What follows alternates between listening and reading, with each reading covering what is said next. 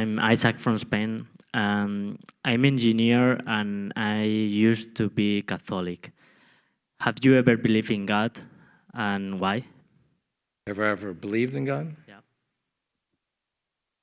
So that's a commonly asked question. I mean, not just of me, but people ask, do you, the universal you, believe in God? And it's not an unambiguous question because there's many different concepts of God, from the Buddhist God as a force of love and creativity and beauty, to various conceptions of God as a person with whom you make covenants, and some traditions gets angry if you don't live up to your covenants, and there's many different concepts. Historians who've studied the Old Testament, the Christian Old Testament, believe it was written by at least 3 different groups of rabbis who had different views of God, one of which is actually kind of Buddhist-like, and another which is the God that people are familiar with from Christian traditions as kind of a person that you make covenants with. So I believe that the ultimate spiritual value is consciousness. Now, in some spiritual traditions, it's called a soul, and I think that's what people mean by a soul, is an entity that's conscious. So a person is not just something like a module to build a house. It's sacred because it's a conscious person. And then we debate, who and what is conscious. Are animals conscious? And that's at the root of the animal rights movement. And we will have debates about whether or not an AI is conscious. And there's already a lot of discussion about that idea. So that's the ultimate spiritual concept. And so you might think there's a big distinction or disparity between atheists who don't believe in God and people who have more traditional religious beliefs. But actually, there isn't. Everyone, with very few outliers, believes in the sacredness of a conscious person.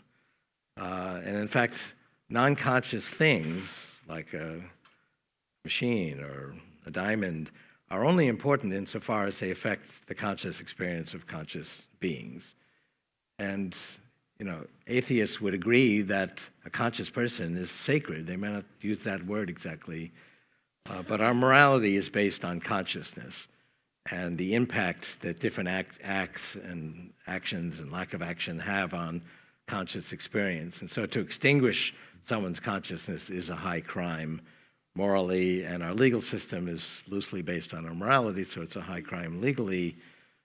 Causing pain and suffering, like assaulting someone, is also a crime, maybe not as serious as extinguishing someone's consciousness, but that's also immoral. If I destroy my property, that's probably okay. If I destroy your property, that's not okay, but not because I'm causing pain and suffering to the property, because I'm causing pain and suffering to the owner. So basically, our morality is based on consciousness. And some scientists say, well, consciousness is not really a scientific property. There's no falsifiable experiment you can run that would definitively prove that this entity is conscious and this one isn't. There's no machine you could build. You slide an entity in and the green light goes on if it's conscious and the red light goes on if it's not. You could build a machine like that, but it would have philosophical assumptions built into it. So John Searle at Berkeley would want to make sure it's squirting biological neurotransmitters, and if it wasn't, the red light would go on. And Dan Dennett at Tufts, who's a leading AI philosopher, would want to make sure that the entity had some model of its own thinking process, and that would be, if it did that, then maybe the green light would go on and it would say it's conscious. But fundamentally, there's no scientific experiment that doesn't have philosophical assumptions about the nature of consciousness that can determine it. So some scientists say, well, it's just an illusion. We shouldn't waste time with it.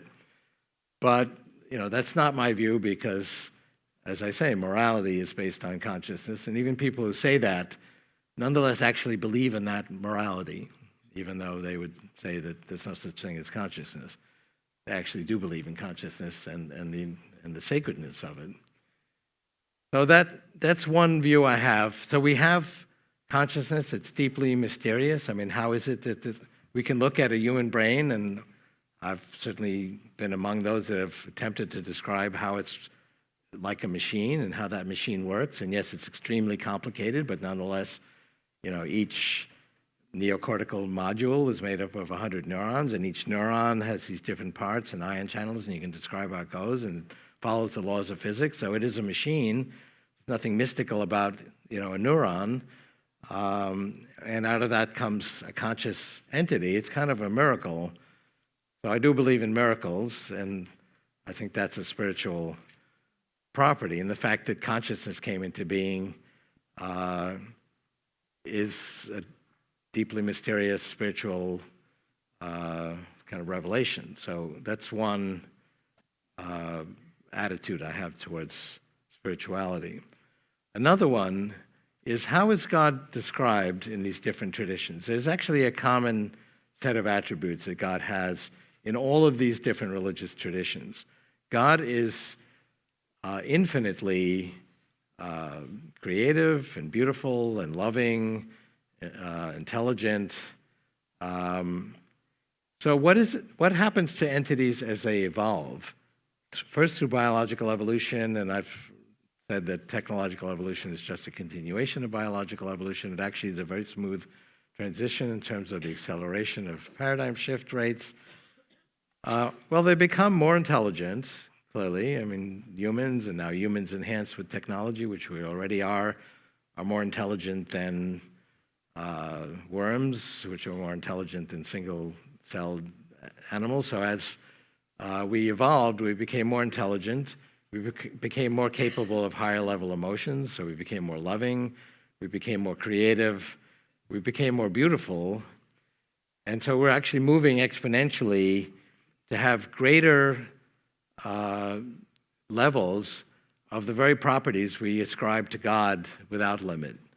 Now, we never become literally infinite, but we're moving exponentially in that direction, so we become more godlike, and we become closer to God, and we do so at an exponential rate, and exponentials kind of explode, never quite becoming infinite, so we never really reach that ideal, but you can definitely say that evolution is a spiritual process that moves us closer to God.